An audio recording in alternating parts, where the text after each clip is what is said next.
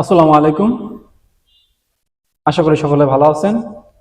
আমি ওয়ার্ডপ্রেস নিয়ে একটি ভিডিও দিয়েছিলাম এবং ওয়ার্ডপ্রেসের আরো কিছু শব্দ আছে।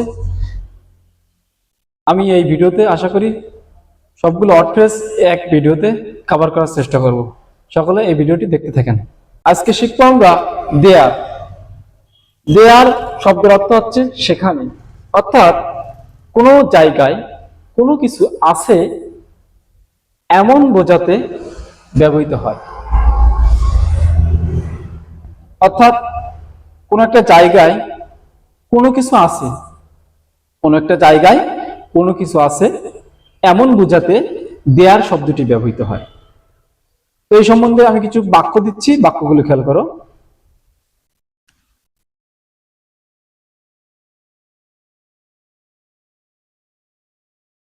দেয়ার is a primary school in our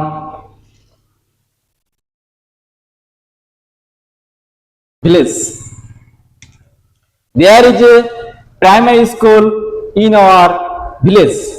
অর্থাৎ কি, আমাদের গ্রামে একটি প্রাথমিক বিদ্যালয় আছে। There is a primary school in our village.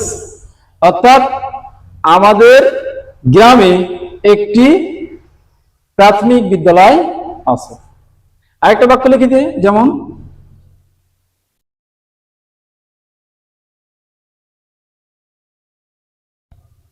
there is a big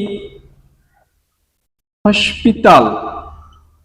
There is a big hospital in our district. There is a big, এটা কি, there is a big hospital in our district. অর্থাৎ আমাদের জেলায় একটি বড় হাসপাতাল আছে। আমাদের জেলায় একটি বড় হাসপাতাল আছে। তো কোনো একটা জায়গায় কোনো একটা জিনিস আছে এমন বোঝাতে আমরা দেয়ার শব্দটি ব্যবহার করব। দেয়ারের সাথে জিনিসটি যদি সিঙ্গুলার হয়, কোন জিনিস যদি একটি মাত্র বোঝায় তখন আমরা ইজ ব্যবহার করব, আর যদি প্লুরাল নাম্বার বোঝায় তখন আমরা আর ব্যবহার করব। ওকে, তো এরপরে যে ওয়ার্ডপ্রেসটি আছে আমরা সেটি একটু দেখতে থাকি। এখন আমরা শিখব what does look like. What does look like, what does dot dot look like. What does look like শব্দের অর্থ হচ্ছে কেমন দেখতে বোঝাতে ব্যবহৃত হয়। What does dot dot look like শব্দের অর্থ হচ্ছে কেমন দেখতে, কোনো ব্যক্তি বা প্রাণীর চেহারা বিবরণ বোঝাতে এই হোয়াট ডাজ লুক লাইক শব্দটি ব্যবহৃত হয়। যেমন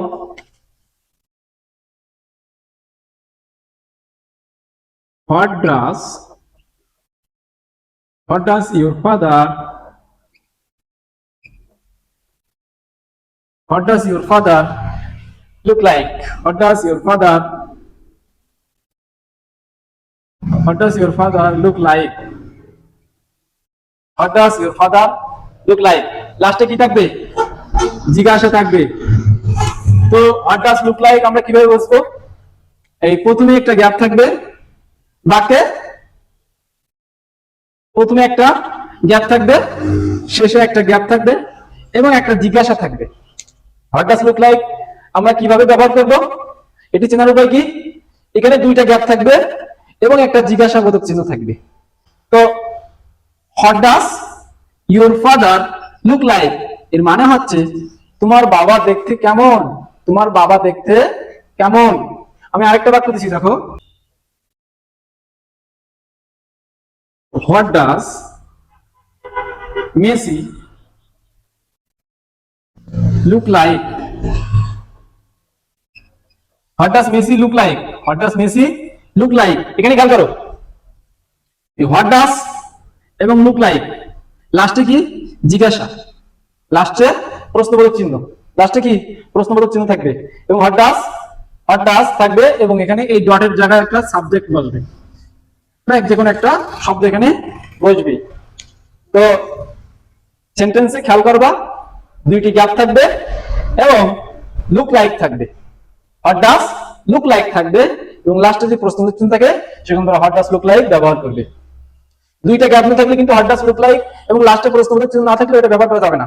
দুইটা গ্যাপ থাকা লাগবে অবশ্যই, এবং লাস্টে প্রশ্নবোধক চিহ্ন থাকলে তখন আমরা এই হোয়াট ডাজ লুক লাইক ব্যবহার করব। ওকে, এখন আমরা শিখব what is like.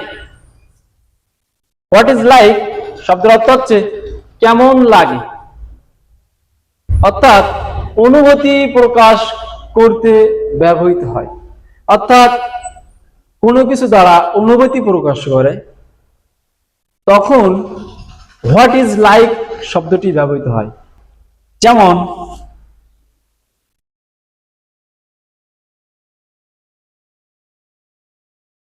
What is like, what is like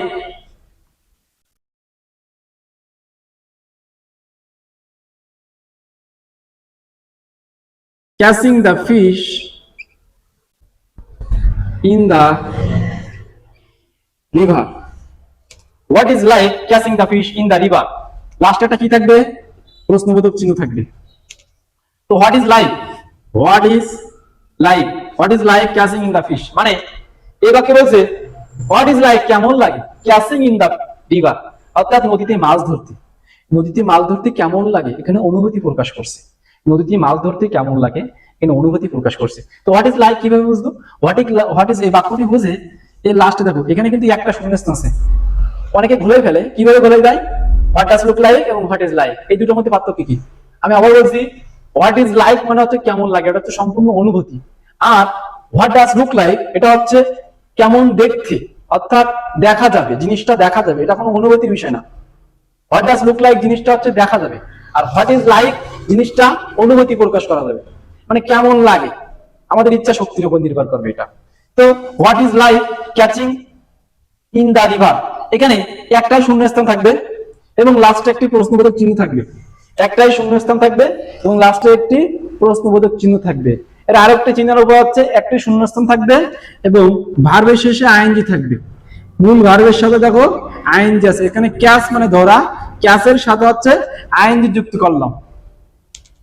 তো মূল ভার্বের সাথে আইএনজি থাকবে এবং একটি শূন্যস্থান থাকবে এবং শেষে একটা প্রশ্নবোধক চিহ্ন থাকবে।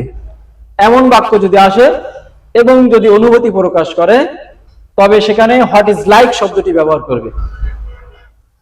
তো আরেকটা বাক্য আমি যদি দেই যে what is like eating, what is like eating, দেখো ইটের সাথে আইনজি যুক্ত করলাম, তাহলে what is like eating kacchi biryani, kacchi biryani, kacchi biryani, লাস্টে প্রশ্নবোধক চিহ্ন থাকবে। তো what is like eating kacchi biryani, what is like eating kacchi biryani অর্থাৎ কাচ্চি বিরিয়ানি খেতে কেমন লাগে, অর্থাৎ কাচ্চি বিরিয়ানি খেতে কেমন লাগে এমন অনুভূতি এখানে প্রকাশ করছে। তো এরপরে যে ওয়ার্ড ফ্রেজটা আছে সেটি শিখবো। এখন আমরা শিখবো not only dot dot but also, not only dot dot but also, not only dot dot but also শব্দের অর্থ হচ্ছে শুধু এটাও না ওইটাও। Not only dot dot but also শব্দের অর্থ হচ্ছে শুধু এটা না ওইটাও, মানে বোঝা না যে একটা জিনিস শুধু এটা না ওটাও, একজন দুইটা কাজ করতে পারে এমন কোনো কিছু বোঝালে নট অনলি বাট অলসো শব্দটি ব্যবহৃত হয়। যেমন he is not only a doctor, he is not only a doctor but also a teacher. এখানে বলছে he is not only a doctor but also a teacher. He is not only but also he is এখানে দেখো he is not only but also he he is not only a doctor but also a teacher. এবার তো বলছে তিনি শুধু একজন doctor নন, তিনি একজন টিচারও। তো আমরা আরেকটা শব্দ যদি খেয়াল করি, not only he read but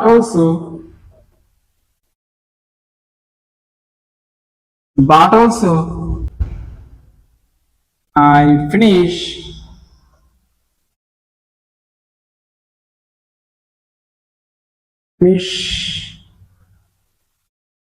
the book.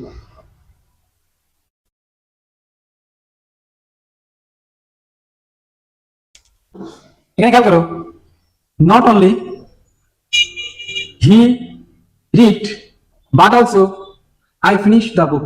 অর্থাৎ শুধুমাত্র সে বইটি পড়েনি, আমিও বইটি পড়ে শেষ করেছি। শুধুমাত্র সে পড়েনি, আমিও পড়ে বইটি শেষ করেছি। তো একসাথে এখানে দুইটি কাজ বোঝায়। তো এই বাক্যে একসাথে এখানে দুইটি কাজ বোঝায়। এমন ধরনের শব্দ হলে আমরা not only dot dot but also কথাটি ব্যবহার করব। তো এরপরে যে শব্দটি আছে অর্থে সেটি আমরা একটু শিখবো। এখন আমরা শিখবো either dot dot or. Either dot dot or শব্দের অর্থ হচ্ছে হয় এটা না হয় ওটা, হয় এটা না হয় ওটা। অনেক সময় যে কোনো কাজে আমরা বলি হয় এটা করো না হয় ওটা করো, দুটি কাজের মধ্যে তুলনা করা বোঝায়। তো either Rahim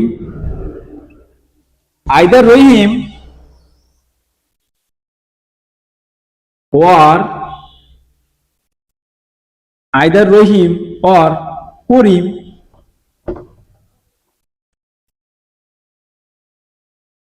Karim did it.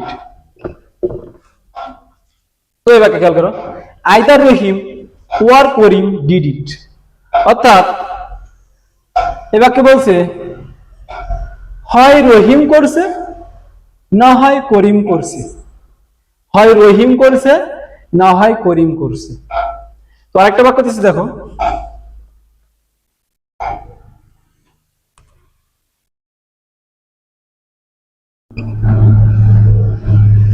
Either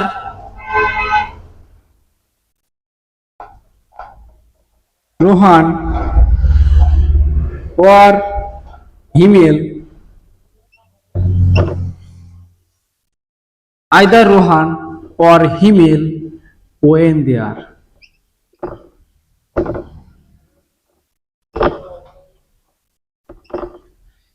তো এখানে খেয়াল করো, either Rahim or Himel went there.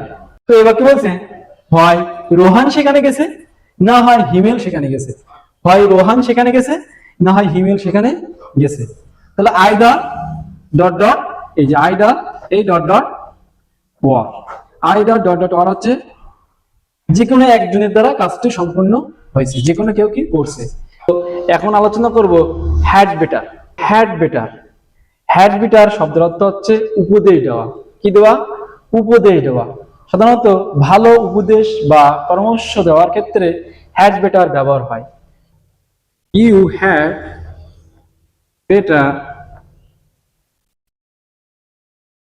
Better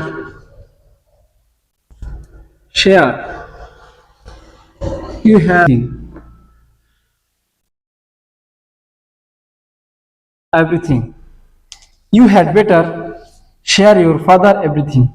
তার মানে তোমার বাবার সাথে তুমি সবকিছু ভাগাভাগি করলে, অর্থাৎ সবকিছু প্রকাশ করলে তোমার সেটা আরো ভালো হবে।